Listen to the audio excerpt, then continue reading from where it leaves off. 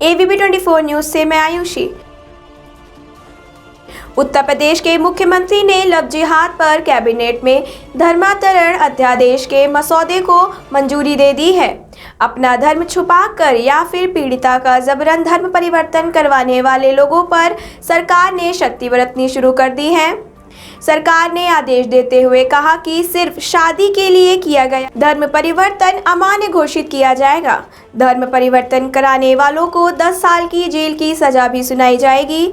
उत्तर प्रदेश के मुख्यमंत्री ने मंगलवार को कैबिनेट की बैठक की। कैबिनेट की बैठक में विधि विरुद्ध धर्म परिवर्तन प्रतिषेध अध्यादेश 2020 के मसौदे को मंजूरी दे दी है। इस कानून को राज्यपाल से मंजूरी मिलने के बाद ऐसा अपराध गैर जमानती होगा। लव जिहाद के बढ़ते हुए मामलों के मद्देनजर कई राज्यों की सरकारों ने इसके विरुद्ध सख्त कदम उठाने शुरू कर दिए हैं, जिसमें उत्तर प्रदेश से लेकर मध्य प्रदेश की सरकारें शामिल हैं। अध्यादेश में धर्म परिवर्तन के लिए सभी पहलुओं पर नियम बनाए गए हैं। इन नियमों के अनुसार धर्म परिवर्तन इच्छुक होने पर जिला मजिस्ट्रेट को 2 महीने पहले सूचना देनी होगी। इस नियम का उल्लंघन करने वाले को 3 साल की सजा और 10,000 रुपए का जुर्माना भी भरना पड़ेगा। मौलाना डॉक्टर कल्बे सादिक का कल देर रात निधन हो गया। डॉक्टर कल्बे सादिक की पिछले कुछ समय से हालत नाजुक बनी हुई थी। मौलाना कल्बे सादिक की मजलिस यूनिटी कॉलेज के कंपाउंड में 11:30 बजे नमाजे जनाजा हुई और 12 बजे चौक स्थित इमामबाड़ा गुफरान नमाब में दफन किया गया। मुस्लिम धर्मगुरु मौलाना खालिद रशीद फरंगी महली ने मौलाना डॉक्टर कल्बे सादिक के निधन पर गहरा शोक प्रकट किया। फरंगी महली ने कहा कि हिंदू, मुस्लिम, शिया और सुन्नी की एकता में मौलाना सादिक का बड़ा योगदान रहा। साथ ही शिक्षा के क्षेत्र में उनकी खिदमत को भी सदैव याद रखा जाएगा। फरंगी महली ने मौलाना कल्बे सादिक के साथ ईदगाह में ईद की नमाज को साथ पढ़कर एकता का पैगाम देने वाले लम्हे को याद किया। फरंगी महली के साथ साथ शिवपाल सिंह यादव ने भी धर्मगुरु मौलाना कल्बे सादिक के निधन पर गहरा शोक प्रकट किया। शिवपाल सिंह ने कहा, ऑल इंडिया मिल्ली काउंसिलिंग के उपाध्यक्ष या धर्मगुरु व इस्लामिक डॉक्टर कल्बे सादिक साहब के निधन से व्यथित हूँ। कोरोना महामारी के बढ़ते हुए प्रकोप के मद्देनजर भारत में इस महामारी से लड़ने के लिए 30 टीके तैयार किए जा रहे हैं। इसमें से 2 टीके परीक्षण के अंतिम चरण में पहुंच गए हैं। मंगलवार को वीडियो कॉन्फ्रेंसिंग के माध्यम से शंघाई सहयोग संगठन की बैठक में केंद्रीय विज्ञान एवं तकनीकी मंत्री हर्षवर्धन ने कहा कि भारत कोरोना महामारी के मरीजों की जांच, देखभाल और उन्हें दवा प्रदान करने के लिए अपनी पूरी वैज्ञानिक क्षमता का उपयोग कर रहा है। इसके लिए भारत में 30 टीके अपने अलग अलग चरण में पहुंच गए हैं। ICMR और भारत बायोटेक के सहयोग से वैक्सीन टीका तैयार किया जा रहा है, तो वहीं serum institute of India Covishield टीका तैयार कर रहा है। यह दोनों ही अपने तीसरे चरण में पहुंच गए हैं। कांग्रेस के वरिष्ठ नेता अहमद पटेल का आज यानी 25 नवंबर को 71 वर्ष की उम्र में निधन हो गया। अहमद पटेल के बेटे फैजल पटेल ने ट्वीट करके उनके निधन की जानकारी साझा की। अहमद पटेल की कोरोना रिपोर्ट पॉजिटिव आई थी, जिसके बाद उनका गुरुग्राम के मेदांता अस्पताल में इलाज चल रहा था। अहमद पटेल के निधन पर भारत के राष्ट्रपति, प्रधानमंत्री सोनिया गांधी समेत कई दिग्गज नेताओं ने शोक प्रकट किया है। भारत के राष्ट्रपति रामनाथ कोविंद ने ट्वीट के जरिए कहा, एक सम्मानित इस्लामी धर्मशास्त्री के निधन पर दुखी हूँ, जो जरूरतमंद बच्चों के लिए हमेशा तत्पर रहते थे। उनके परिवार के सदस्यों और अनगिनत चाहने वालों के प्रति मेरी संवेदना है। तो वहीं भारत के प्रधानमंत्री ने ट्वीट के जरिए कहा कि अहमद पटेल ने समाज की सेवा करते हुए कई साल गुजार दिए। वह एक तेज दिमाग वाले कांग्रेस पार्टी के मजबूत नेता के तौर पर हमेशा याद रखे जाएंगे।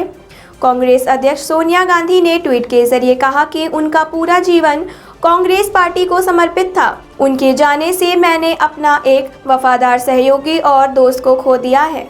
मैं अपनी सहानुभूति और समर्थन की सच्ची भावना प्रदान करती हूँ।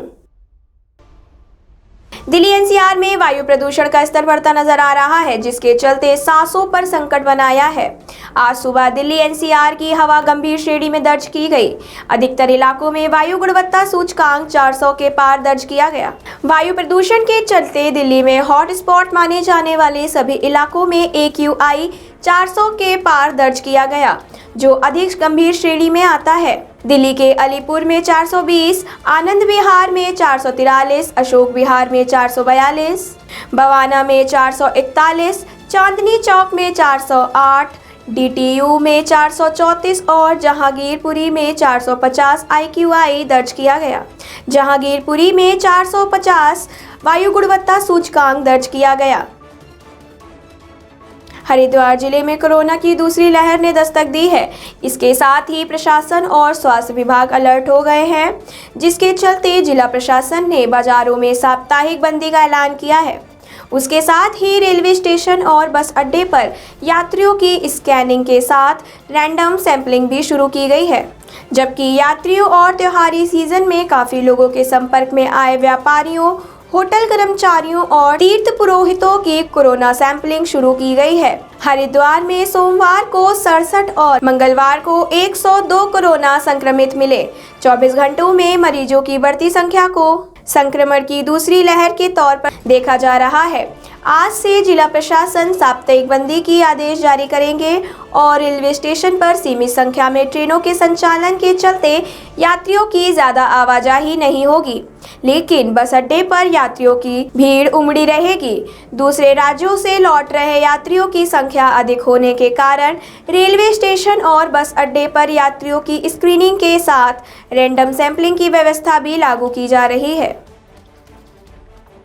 बिजली संशोधन 2020, 3 कृषि कानूनों और पराली जलाने वाले किसानों पर 1 करोड़ रुपए के जुर्माने के प्रावधान के खिलाफ पंजाब के किसान संगठनों ने 26 से 27 नवंबर को दिल्ली चलो आंदोलन की सभी तैयारियां पूरी कर ली हैं, जिसके चलते किसान संगठनों ने आरोप लगाया है कि दिल्ली के लिए पहले ही रवाना की गई राशन की लदी 40 ट्रॉलियों को हरियाणा सरकार ने बॉर्डर पर रोक लिया है। भारतीय किसान यूनियन एकता ग्राहक के नेतृत्व में पंजाब से 20 लाख से अधिक किसान और मजदूर महिलाएं डबवाली के रास्ते दिल्ली कूच करेंगे। प्रेस वार्ता के दौरान बताया कि पंजाब से 960 में से 24 ट्रैक्टर ट्रॉलियां, 20 पानी के टैंकर और 23 अन्य वाहन इस काफिले में शामिल होंगे। आज तमिलनाडु और पुडुचेरी के तट से चक्रवाती तूफान गुजरने वाला है। इसी के चलते सरकार और NDRF की टीमें सतर्क हो गई हैं। तटीय इलाकों में बिना किसी कारण के लोगों से बाहर ना निकलने की अपील की गई है। राष्ट्रीय आपदा मोचन बल, तटरक्षक बल, दमकल विभाग सहित कई विभिन्न राज्य और केंद्रीय एजेंसियां कर्मचारियों की तैनाती सभी प्रकार की स्थिति से निपटने के लिए की गई है। मौसम विभाग ने बताया कि बुधवार को तूफान के प्रभाव से तमिलनाडु, पुडुचेरी और कराईकाल के अनेक हिस्सों में भारी बारिश हो सकती है। प्रधानमंत्री ने तमिलनाडु के मुख्यमंत्री और पुडुचेरी के मुख्यमंत्री से तूफान से पैदा हालात की जानकारी ली है और हर तरह की मदद का भरोसा दिया है। वहीं NDRF के प्रमुख SN प्रधान ने कहा कि चक्रवाती तूफान की स्थिति बहुत तेजी से बदल रही है और यहां 120 से 130 किलोमीटर प्रति घंटे की रफ्तार से चलने वाला चक्रवाती तूफान में बदल सकता है। तूफानी चक्रवात के चलते तमिलनाडु की राजधानी चेन्नई में भारी बारिश के कारण कई जगहों में जलजमाव हो गया है। लेह में मौसम विभाग का बुनियादी ढांचा उन्नत किया जा रहा है। जल्द ही डॉपलर राडार लगाया जा रहा है। सेना की हर मूवमेंट में इससे लाभ होगा। इसके साथ ही पूरे लद्दाख में 10 नई मौसम वेधशालाएं भी स्थापित की जाएंगी। सूत्रों के अनुसार हर कोने से सही डाटा मिलने से मौसम की सटीक भविष्यवाणी की जा सकेगी। मौसम विभाग के अधिकारी ने बताया कि लद्दाख में मौसम की भविष्यवाणी करने के लिए लेह में मौसम विभाग द्वारा पूर्ण रूप से सेटअप किया जाएगा। इसमें वहां पर डॉपलर राडार का इस्तेमाल किया जाएगा, जिससे मौसम की सभी हरकत की जानकारी शीघ्र प्राप्त हो जाएगी। आगे बताया कि राडार की यह खासियत है कि वह आधे घंटे में कम समय में भीतर मौसम में होने वाले बदलाव को तुरंत डिटेक्ट करता है। मौसम विभाग की ओर से जम्मू और बनिहाल में भी इंस्टॉल किए जाएंगे, जिसमें जम्मू में आने वाले कुछ सप्ताह के दौरान यह कार्य पूरा किया जाएगा। इसके लग जाने से जम्मू के किसानों को भी काफ़ी लाभ होगा। इस राडार से समय पर बारिश, आंधी, तूफान, बाढ़ आदि की सटीक भविष्यवाणी जल्द ही मिल सकेगी। सेना प्रमुख जनरल एमएम नरवाने ने मंगलवार को सेनाओं के परिचालन की तैयारियां उत्तरी सीमाओं के साथ साथ असम, नागालैंड और मणिपुर में सेना उग्रवाद विरोधी अभियान की समीक्षा की। अधिकारियों से प्राप्त जानकारी के अनुसार जनरल नरवाने परिचालन से संबंधित सभी तैयारियों की समीक्षा करने के लिए विभिन्न क्षेत्रों में 3 दिवसीय यात्रा करेंगे, जिसके लिए एमएम नरवाने सोमवार को नागालैंड के दमापुर पहुंचे, जहां उन्होंने पूर्वी कमान के तहत आने वाले विभिन्न क्षेत्रों की समीक्षा की। पूर्वी कमान क्षेत्रों में अरुणाचल प्रदेश में वास्तविक नियंत्रण रेखा के साथ साथ सिक्किम के एक्टरों के अलावा क्षेत्रों का भी जायजा लिया। आज शाम जनरल नरवाने नागालैंड के राज्यपाल आरएन रवि और मुख्यमंत्री नीफ्यूरियो से मुलाकात कर राज्य में मौजूदा सुरक्षा स्थिति पर विचार विमर्श करेंगे।